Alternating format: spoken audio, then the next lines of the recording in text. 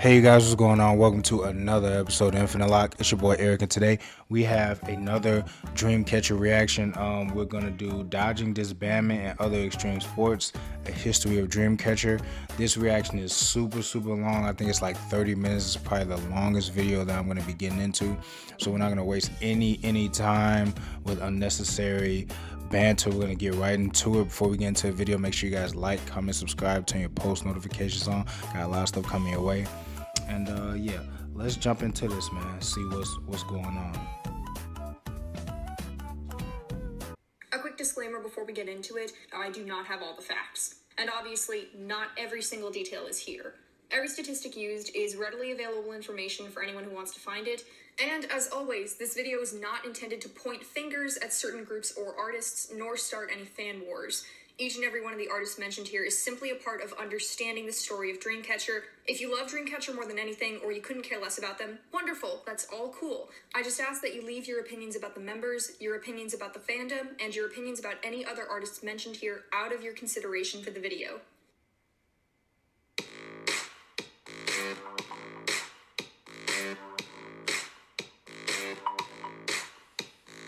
Dreamcatcher has something of a wild story. I'm not 100% sure, but I think they may or may not be caught up in some cosmic duel between two ancient gods, one who wants them to succeed, and one who wants to destroy them at all costs. Dreamcatcher is a girl group under Happy Face Entertainment, and they've been around since 2014. Kind of. The group has released 6 mini-albums of reasonable success. Kind of. And they achieved their first win in September of 2019. Kind of. There's a lot to unpack about the history of Dreamcatcher, especially since they weren't even always Dreamcatcher. Over the years, the group has attracted a rather convoluted legacy, and when you look at it all laid out, there's something about Dreamcatcher that seems to be constantly dodging out of the way of danger. While there have been some touch-and-go moments regarding failure or even disbandment, Dreamcatcher seems to be doing some serious gymnastics to keep themselves in the game. Let's go back in time. August 9th, 2014. It all started in the summer of 2014 at the Oak Valley Summertime Festival. It's nighttime and the stage is dark. Overhead, the intercom announces the next performance. Lights up. 5 girls in what can only be described as pure 2014 fashion take the stage under the name Minx. They perform 3 songs, all singing and dancing and smiling at the audience. They laugh, they wave, they joke around with the audience, and everyone seems to be having a good time. And there they go, off into the evening. September 15th, That's so crazy. 2014. About a month later, a company known as Happy Face Entertainment announced that that's their new girl group, and they're set to debut that fall. Happy Face has had a decent number of different names, but for the ease of the story, I'll be referring to them as Happy Face Entertainment or just Happy Face. A couple of things to know about them before we get into the goods. Happy Face is not the richest company, but they're very much average. They're not as rich as Woolham or Stone, but they have enough money to give their artists comebacks and promotion when the board meetings say the omens are right. Happy Face was founded by a production duo called E-Tribe. You may recognize them as the producers of a little song called G. Happy Face aren't tiny, they aren't massive. Now back to the story. September 18th, 2014.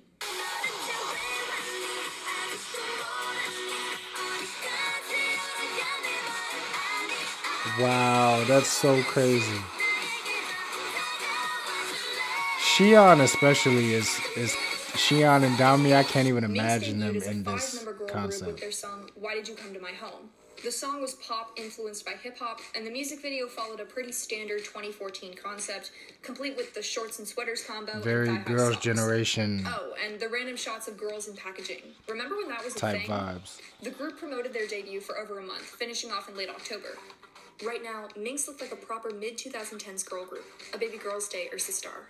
They debuted with some pretty intense competition, including but not limited to Very Good, La Boom, Mamamoo, Lovelies, and Red Velvet. The song didn't have a mini-album, which may or may not have been the bestest idea ever, as the song didn't quite manage to chart during the quarter. But being a debut, there was room to grow, and maybe fortune would favor the bold. July 1st, 2015. Or maybe not. 10 months later, Minx released their first mini-album, Love Shake, in July of 2015. The song and music video were all about summer romance, and the whole thing resembled an appeal to the many cutesy innocent concepts of summer girls looking for love. Now, we've talked about the 2015 scene before, but let's take another look at it. Oh My Girl debuted, Twice debuted, Red Velvet released their first album, that's a lot of competition. Lionheart. Both musically and visually, Love Shake didn't stick out from the pack. The whole thing was later described as a red ocean, meaning that there was absolutely no space for a concept like Minx's to stick out with everyone else in the industry. What Happy Face really wouldn't want right now is one of the most powerful groups in romance and dance genres to debut within 20 days of this comeback. G-Friend, that's tough. So also we have G-Friend, one of the most powerful debuts of the year, occurring in the same month. Let's talk numbers. Eliminating the outliers, the average sale count for a girl group debut album in 2014 was around 3,780. In 2015, the average was roughly 5,060, with outliers eliminated. Minx's debut mini-album, Love Shake, made under 2,000 sales. That's under average for both 2015 and 2014. Not the worst, but not the best. Now, for a lot of groups, this is unfortunately a symbol of doom. It's much harder to keep Jiu is without such some form of album unless a you're a big concept group. queen. By splitting off their first song from their first album by nearly a year, it looked like Minx's debut project might have caved in on itself. But the team over at Happy Face Entertainment had kind of an unconventional idea. In November of 2016, Happy Face announced that the group was going to re-debut under a new name. Happy Face pulled Minx Great from decision. the shelf and got to work. Great decision. New production design, new imagery, new sound, an entirely new instrument team was brought in. Super Bomb was brought in to produce new songs. 2 new members, Gahyun and Hundong, were added to the lineup. 2 months after the announcement was made... Damn, only 2 months and they hit us with Chase Me? That's crazy. Shout out to everybody involved. That's insane.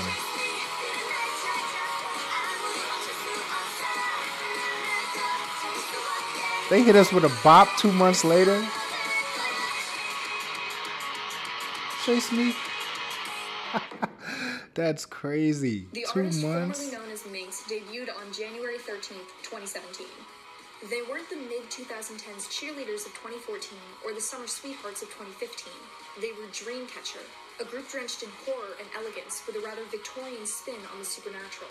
Main vocalist Xian described their new music as a style that takes inspiration from metal and rock, especially J-rock, and mixes some of their elements with a core of pop inspired by the mainstream. Happy Face themselves described the music as pop rock and rock-flavored girl pop. They debuted with the song Chase Me, and people immediately noticed the creativity of the group's hard-hitting style and old-world-inspired fashion. The group was establishing an anthology, where each girl represented a different nightmare. They weren't coming to you. As stated in their debut, you were coming to them. Dreamcatcher's debut single album, Nightmare, sold nearly twice as many copies as Love Shake, and Dreamcatcher debuted at number 20 on the Gallon album chart. Remember when we talked about fortune favoring the bold? This was bold. So bold that members of the groups themselves worried about the debut completely falling apart. However, it seemed the new style was just what the group needed to break through the waves of the market and start getting their name out there. That's taking New Year, New Me to a whole different level. In April, Dreamcatcher came back with Good Night and their second single album, Fall Asleep in the Mirror. Once again, they were present with their metal and J-rock inspired sound and a creepy music video continuing the story of their last one, where they finally hopped on the good foot and killed that guy. Now all they really needed was a debut mini-album, preferably without the 10-month wait in between. At this point, it had already been around 4 months. Then 5, then 6, then... Okay, I haven't seen this yet. Ooh, got it in just before 7. Dreamcatcher's first ever EP, titled Prequel, hit on July 27th with the A-track Fly High. Prequel hit like a grenade, peaking at 4 in Korea and selling over 11,000 copies. Remember what 2017 So that was the breakout for the industry at the time? Coming back wasn't just about returning to End Countdown or Music Bank, no. It was about getting on the damn plane and getting yourself a ticket to the Western music market. Boom. The album hit top 5 on the Billboard World Albums and went number 1 on the US iTunes K-pop chart. iTunes was still a thing at this point, if you're wondering. All in all, it was a pretty successful comeback. Yeah, it was like 5 years ago. The girls weren't doing G-Friend numbers or anywhere near the top 3, but the album performed well enough that in August, Happy Face announced that Dreamcatcher was getting a world tour. October 2017. Dreamcatcher had promoted almost exclusively as one unit since debut, likely to cement the theme of permanence and dedication to the new group project after the loss of Minx. It had been important during those first few years for them to appear as one solid team that wouldn't crack under the pressure of a demanding market. But now, with a slightly more stable grip on their group identity, they would need to flesh out their public images as individuals. Up until now, Dreamcatcher had largely stayed within their own bubble. In early October, Happy Face announced that Dreamcatcher and other Happy Face Entertainment artists such as D-Once and trainee group HNB would be joining the ranks of Mix 9, a survival show created and owned by Okay, I was wondering what this was about. The goal was to promote the group on widespread television, show off different sides of the group, and most importantly, give the public a taste of what Dreamcatcher members were like as individuals. Mix 9 was a sandbox for idols and various companies to show off not only their physical skills, visuals, and overall idol appeals, but also start promoting their own personalities. One of the key necessities to longevity is personal attachment. Much of the K-pop industry is designed to sell fans an idol, a person to get attached to. For a group like Dreamcatcher, advertising your own personalities is crucial to drawing in fans who might not know or otherwise care for your music. Definitely. Fans are more likely to support a group they feel personally connected to and involved with, and this is extremely notable about girl groups in particular, which can sound pretty Machiavellian, but that's another can of worms. What it meant for Dreamcatcher was that the fans who enjoyed the group at large and the potential fans in the making could see the members' personalities and become more attached to them. It would give Dreamcatcher 7 more selling points.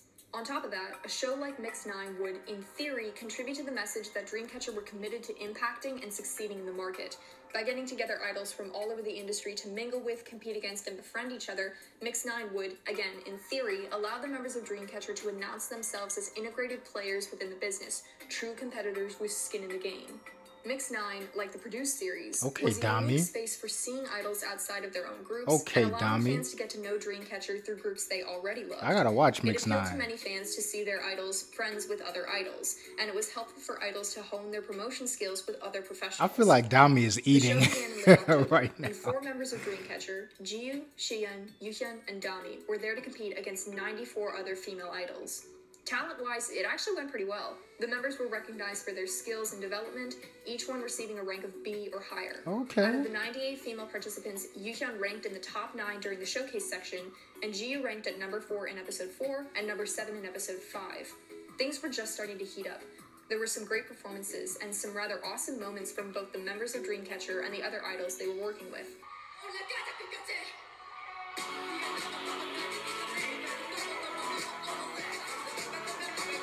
She goes so hard. Win or lose, joining Mix 9 would only serve to help Dreamcatcher, as long as everything went according to plan. Well, about that. About 3/4 of the way into the show, Dreamcatcher's activities in Mix 9 came to a sudden halt. Practically out of nowhere, Dreamcatcher packed up their stuff and never returned. Damn. Happy Face released a statement saying they were officially pulling Dreamcatcher from the show, and instead, the 4 girls would rejoin the other members and participate in a tour through Brazil. It was a mixed bag, to say the least.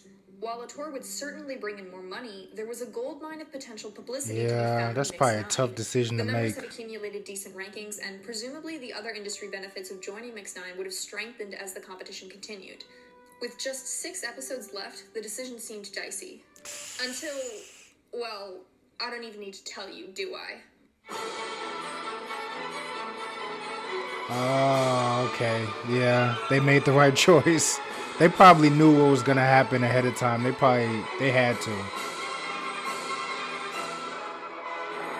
Mix 9 flatlined and everything went kaput. That's messed Upon up. finishing its run in December and announcing the winning group for debut, YG Entertainment canceled the entire project. That sucks. Money went down the drain. Months of time spent was now wasted, and YG stock completely crashed. Damn. The companies and idols involved were screwed.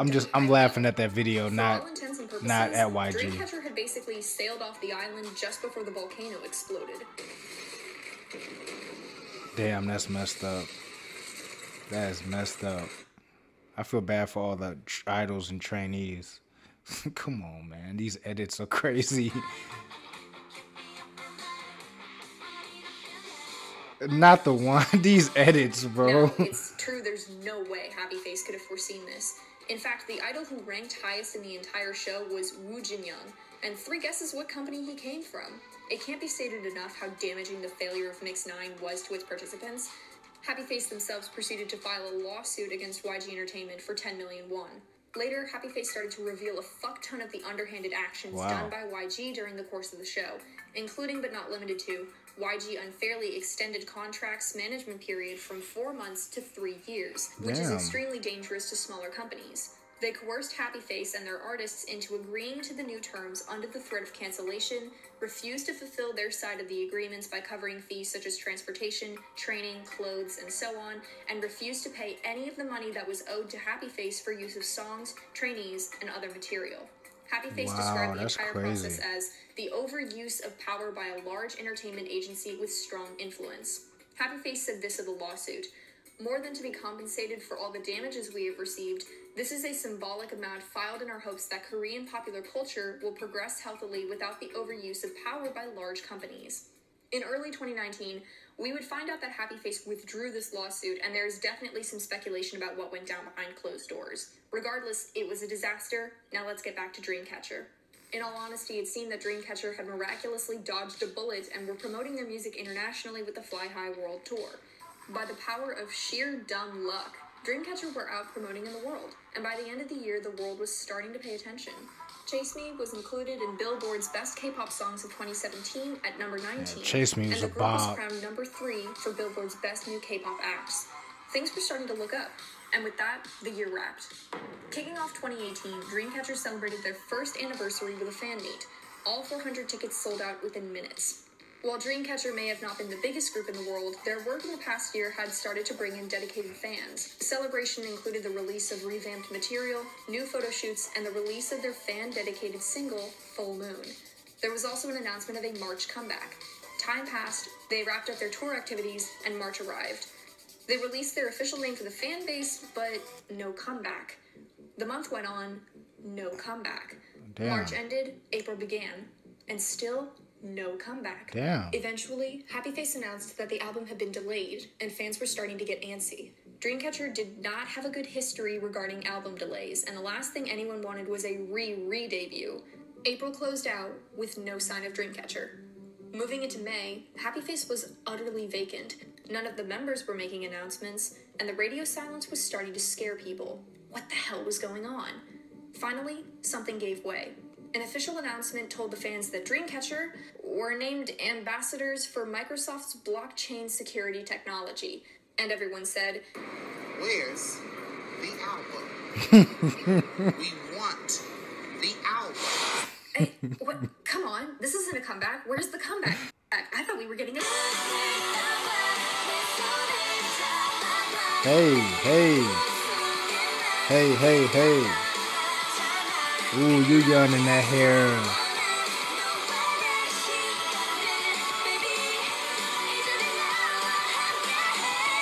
Oh, I'm gonna be so lit at that concert, bro. And then Dreamcatcher dropped You and I. On May 10th, Dreamcatcher released their second album, Escape the Era. 6 songs, a budget update, and a hit on the charts. The comeback peaked at number 3 on the Gaon chart and debuted at number 7 on Billboard World Albums. The comeback centered around their iconic sound while also playing well to industry interests. The styling, choreography, and album maintained their unique traits while also imbuing them with elements of girl crush and EDM, 2 of the hottest dishes on the table at the moment. The comeback sparked heat in the industry, and the fanbase expanded into the mainstream. This was a good sign, because despite the touring projects Dreamcatcher had done the past year, they had yet to solidify a foothold across the ocean. You and I didn't draw blood in just the Korean market. Suddenly, the international fanbase was stoked from the embers, Big turning and Dreamcatcher point. rose from the ranks of cult favorite to commercial success. It was looking more and more like You and I was going to be the song that solidified Dreamcatcher for good. They had a really good week. And when I say a week, I do mean a week. For a full 7 days, it was Dreamcatcher's world. They received their first ever nomination for a win with You and I, and then... The Titanic of BTS just washed everything out. That's tough, man. Because they were on fire. To be fair, it didn't matter who you were shunted out the door when Love Yourself 2 dropped. Yeah, that's tough. Popularity disparity. Now we're gonna hit some confusion in the storyline. Sensing the growth of their popularity, the group went into something of a frenzy. Riding the high of You and I, they released a third mini-album in September as part of their What comeback. Hey. Bops all around. Come on, Xian. And officially broke the 30,000 sales okay, I mark for thought a they was mini gonna keep album. going. The album charted at number 2, which remains their highest position of all time as of the making of this video.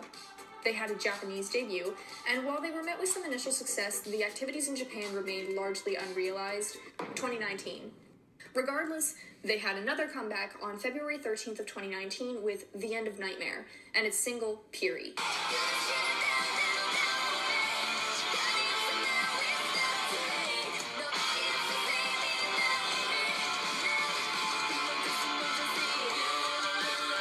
Hey.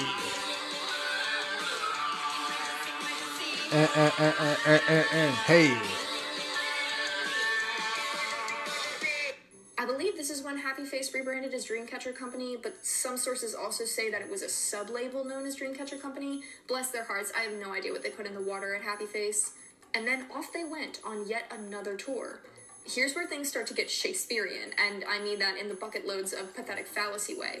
And no, pathetic fallacy has nothing to do with the word pathetic, meaning desperate or depressing. Rather, everywhere Dreamcatcher went, things started to go wrong. Really? Their concert in Jakarta was completely shut down for reasons that were never explained. Damn. There were scheduling conflicts and issues with tickets, and one of the theaters caught fire and burned down. Damn. Everything was going pear-shaped. Come on, After bro, the these tour, edits more are Japanese crazy. promotions were released, but they went nowhere. In hopes of reigniting fan morale, the group opened applications for their official fan club that summer, but even then, little news came out of it and the whole affair slipped under the waves. While Dreamcatcher seemed to be anywhere and everywhere and their comebacks were reaching decent upfront numbers, there was something off about their success. No matter how frequent the comebacks or how long the tours, Dreamcatcher couldn't seem to create a sense of longevity.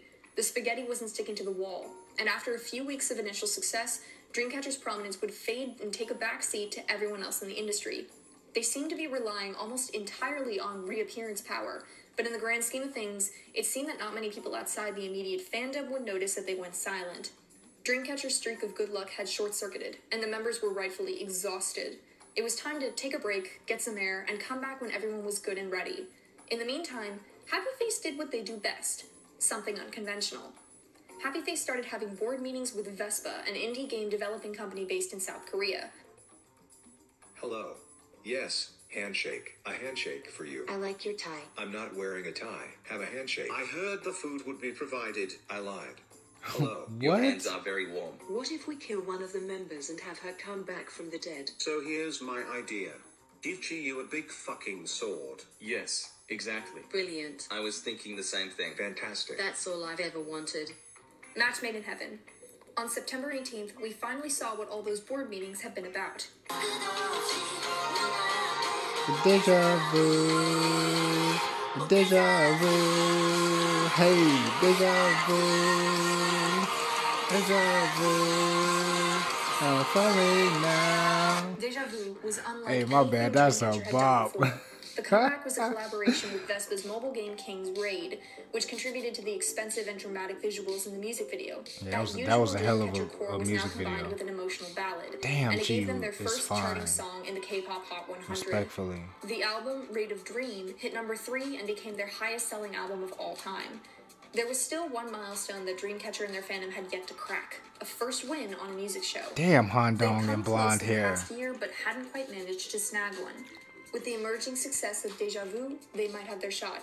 Deja Vu was nominated for a win by SBS's music show, The Show, and many fans crossed their fingers in hopes that Dreamcatcher would take home their first win. That night, 먼저 사전에 집계된 음원은 점수입니다. Oh, so this is the controversial thing everyone is talking about.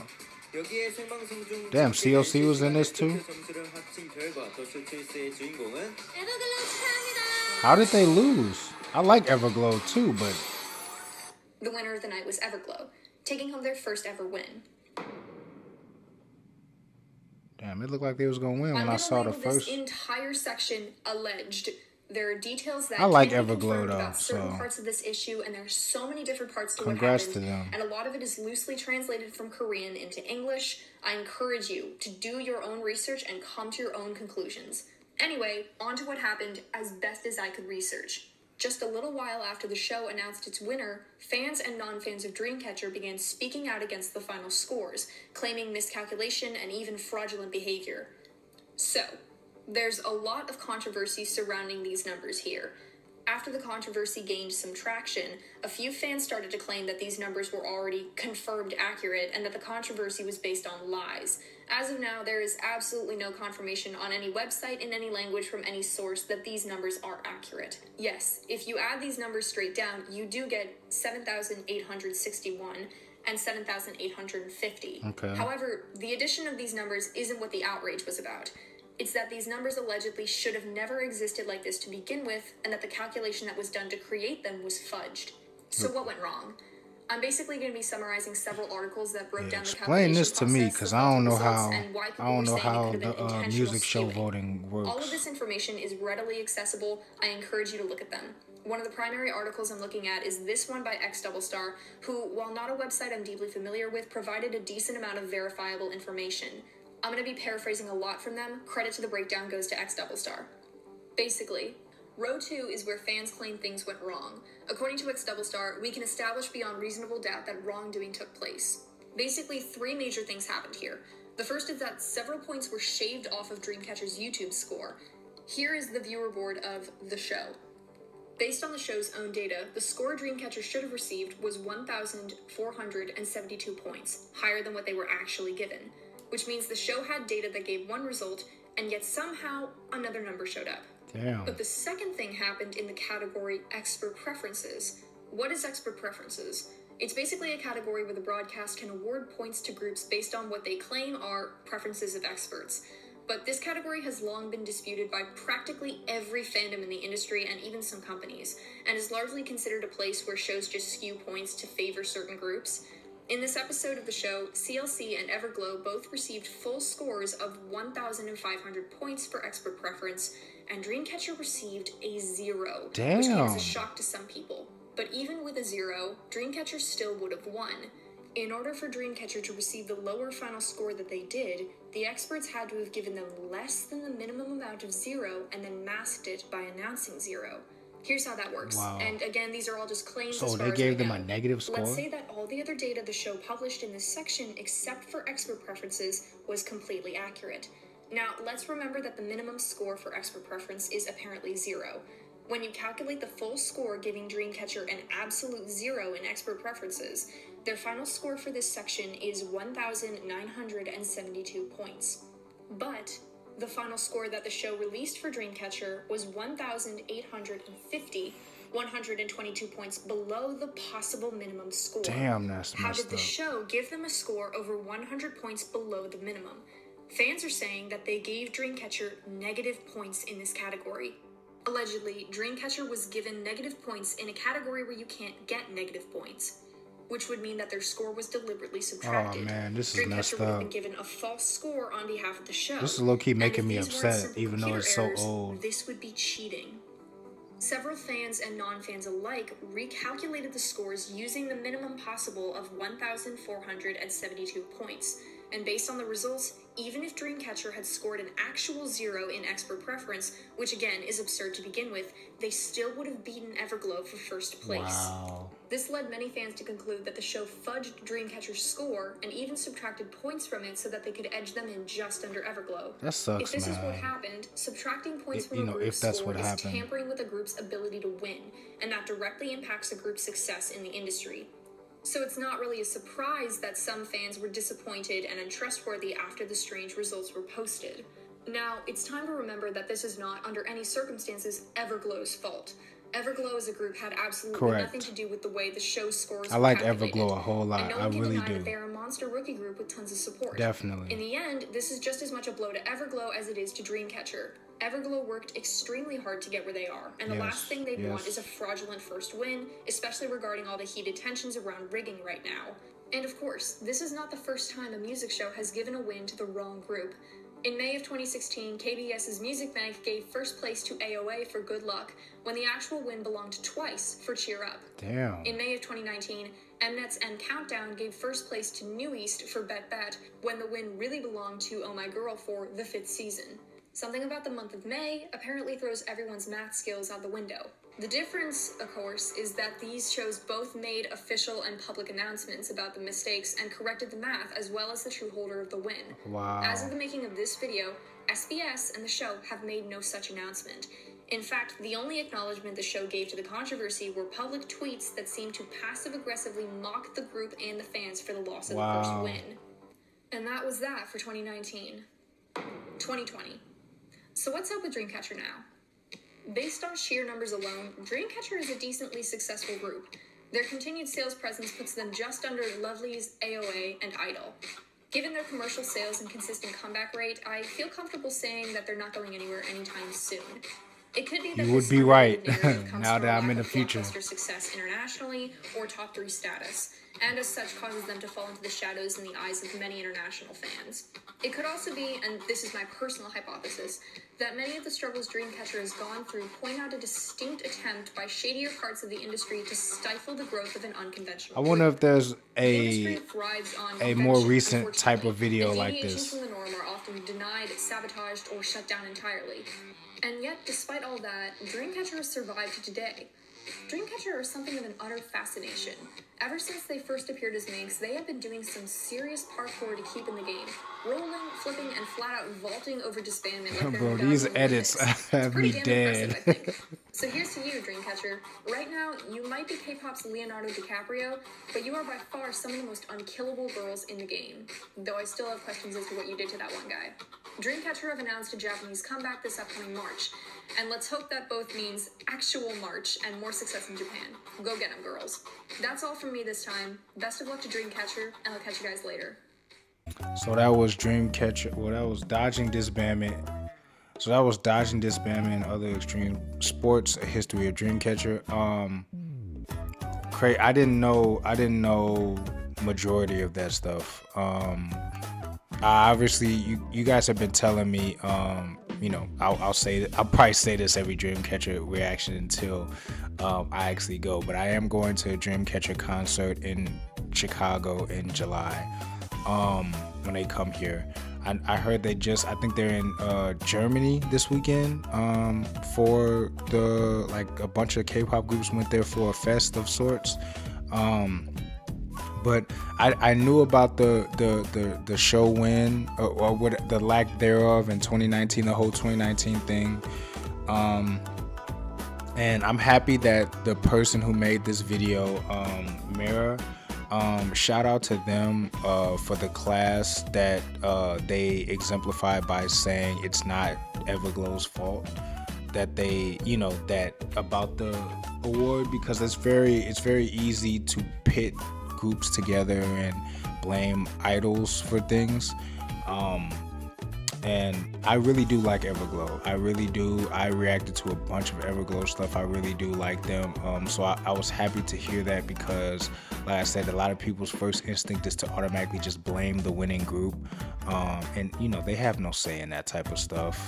What happens between closed doors of companies and executives and stuff like that, these girls are just young idols that just want to be successful and work hard, just like Dreamcatcher. And I feel just as bad for them, because they had to deal with a lot of falling out, I'm sure, from that situation, with people probably questioning their talent, you know what I mean? So I'm happy that statement was made, that they're in no way at fault, the members of Everglow. But man, Dreamcatcher, just to watch this, and this is a 2020 video, we're 2 years past this, and just to see, Boca hadn't even come yet, I guess. The trilogy with Boca, Scream, Odd Eye, just to see what they all went through to get here, and the build of I don't know how to describe it, just the build up, I guess I would say, just the build up of everything. It's just absolutely incredible. They are a true definition of perseverance, and I think that's one of the things that gravitated me to them. And I've said this before about BTS, again, if you've been on this channel long enough, when I mention things, it's not just to put other people's name in, it's actually a meaning behind it. I've mentioned before that I think BTS is as big as they are because they captivated people's hearts. You know what I mean? and they, you know, people thought that they were just a flash in the pan group that was just hot overnight, and people didn't realize they've been working since 2013.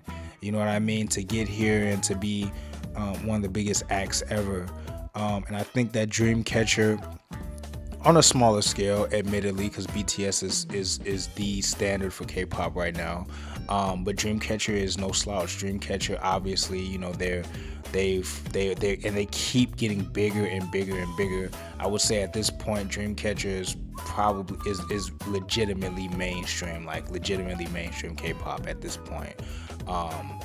With them, you know, pioneering a whole subgenre of K-pop in terms of the whole rock aspect and mixed with the EDM and the rap and all of that.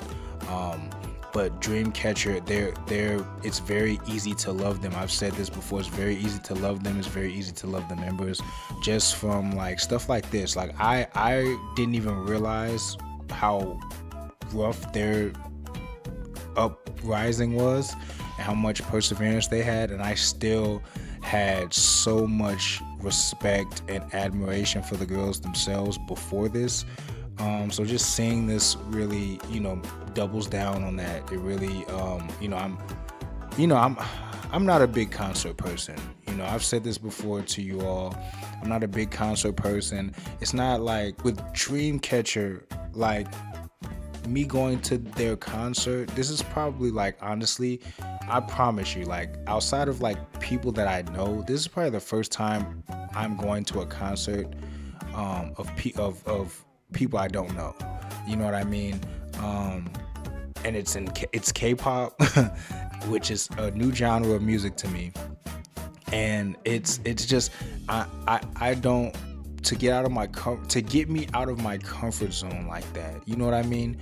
It takes a pretty special group. You know, I'm not trying to toot my horn or anything. I'm just letting you guys know like where I'm coming from and how I think. Like, to get somebody, I'm just using myself as an example, but to get somebody out of their comfort zone like that, it takes a very special group of individuals to do so. And Dreamcatcher is just that. I'm excited to be going to see them in concert. You know, I hope that, prayers that it's a good show, everyone's safe, and prayers for this weekend, you know, for them to have a great concert and everything. But I just, seeing something like this, it's like makes me even more happy that I'm able to witness them in person. You know what I mean? Just seeing, I really appreciate this type of stuff. This is the type of stuff that make the everyday person a fan, even if they don't necessarily like the music on first listen or something like that. It makes people want to support, or at least like, okay, let me surf their catalog to find something I like. Or, you know, you become a big enough fan of somebody, you'll force yourself to like something. You know what I mean? Depending on who you are. So I just think that this type of stuff is just so important.